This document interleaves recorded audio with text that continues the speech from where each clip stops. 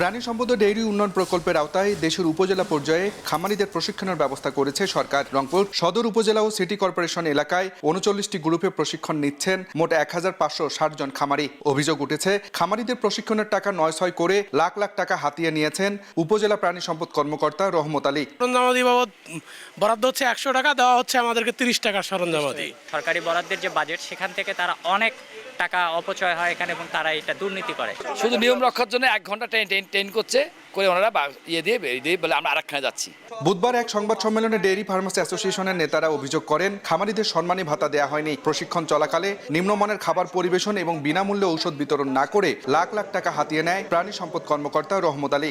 যেই খাবারটা দেওয়া হয়, যার রেট ধরা হয় ৩০০ টাকা, আসলে আদতে সর্বোচ্চ খরচ পড়ে ২০০ টাকা। যদি এই সাথে জড়িত থাকে, তাহলে এটা তদন্ত করে এটার জন্য ব্যবস্থা গ্রহণ করা হয়।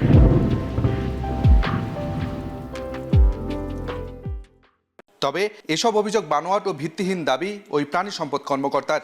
ইতিপূর্বে এটা আমি দেইনি, আগের অফিসার দিয়েছেন এবং তারা তদবির করে নিয়েছে। আমি এই জায়গায় হাত দিয়েছি দেখে আমার বিরুদ্ধে এখন সাংবাদিক সম্মেলন করছে। জেলা প্রাণী সম্পদ কর্মকর্তা বলছেন, লিখিত অভিযোগ পেলে তদন্ত করে ব্যবস্থা নেওয়া হবে। আব্দুর রশিদ জীবন, সময় সংবাদ, রংপুর।